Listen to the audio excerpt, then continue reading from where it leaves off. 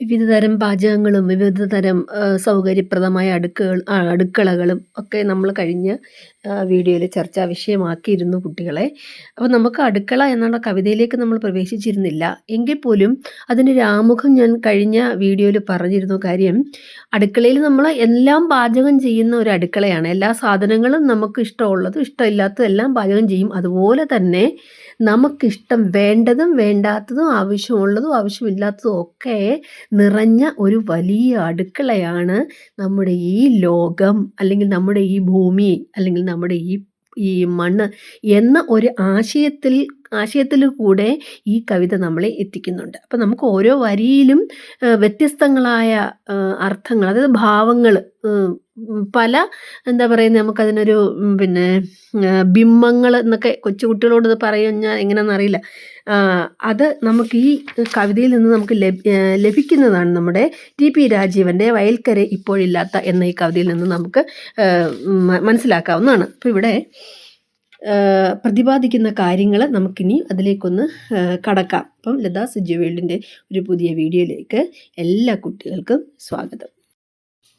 അപ്പം ഈ കവിതയിൽ പറയുന്നത് എന്തെന്നറിയോ, എല്ലാത്തരം പിന്നെ വിഭവങ്ങളും പിന്നെ മാംസമായി ഉപയോഗിക്കുന്ന എല്ലാം ഈ നമ്മുടെ ഈ ഭൂമി, ഈ താഴ്വരയിലുണ്ട്.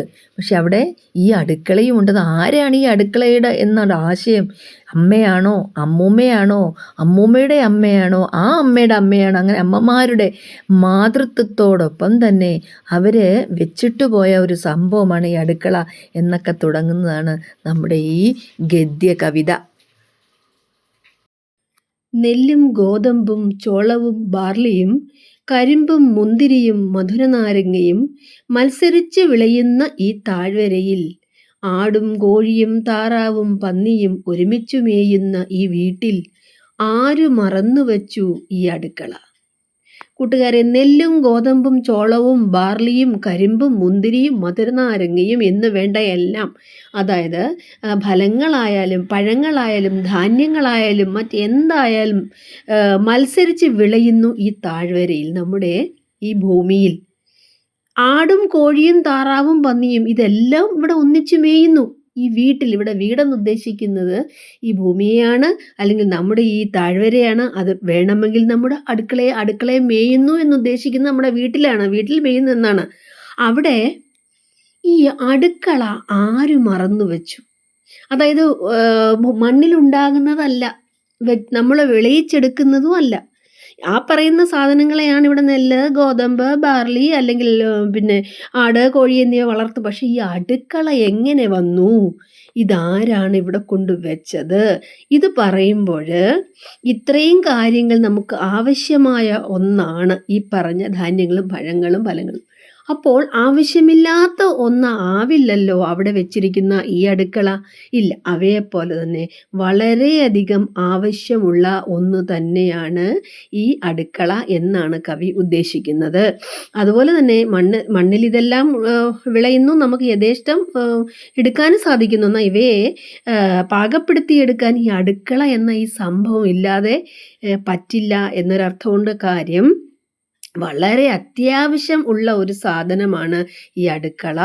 ഇത് ഇവിടെ മറന്നു വെച്ചതൊന്നും അല്ല. കാര്യം മറന്നു വെച്ച ഒരു സാധനം അവിടെ തന്നെ ഇരിക്കില്ല, ആരെങ്കിലും എടുത്തുണ്ടോ? ഇവിടെ വേറൊരു കാര്യമുണ്ട്. തുടരെ എല്ലാവരും ഇത് കാലാകാലങ്ങളിലായിട്ട് ഉപയോഗിക്കുന്നു. അത് പറയുമ്പോഴാണ്, അതായത് ഈ കാലാകാലങ്ങളെ ഉപയോഗിക്കുന്നു എന്ന എൻ്റെ വാക്കിനെ ഞാൻ ഒന്നുകൂടി പറയാം. അതായത് അടുക്കള എന്ന് കഴിഞ്ഞ വീഡിയോയിൽ ഞാൻ പറഞ്ഞത് ഇതാണ്. എല്ലാ വീട്ടിലും ഉണ്ട് അടുക്കള. അത് എത്രമാത്രം ശ്രേഷ്ഠമായിട്ട് പണിയാമോ, എന്തൊക്കെ സൗകര്യങ്ങൾ അതിൽ ഉൾപ്പെടുത്താമോ. പണ്ടെന്ന് പറയുന്ന തുറന്ന അടുപ്പിൻ്റെ കാര്യമൊക്കെ ഞാൻ പറഞ്ഞിരുന്നു. വിറക് അടുപ്പിൽ കത്തിക്കുന്നതും അതിലുണ്ടാകുന്ന പാചക വസ്തുക്കളും.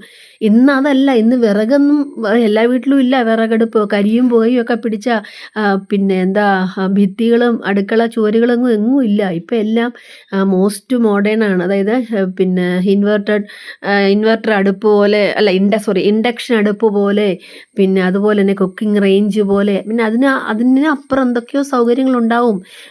ഇലക്ട്രിക് വഴി, അതായത് കറണ്ട് വഴി പ്രവർത്തിപ്പിക്കുന്ന അടുപ്പുകളൊക്കെ ഉണ്ട്. അവിടെ ഒന്നും കരിയുടെ ഒന്നും ആവശ്യമേ ഇല്ല.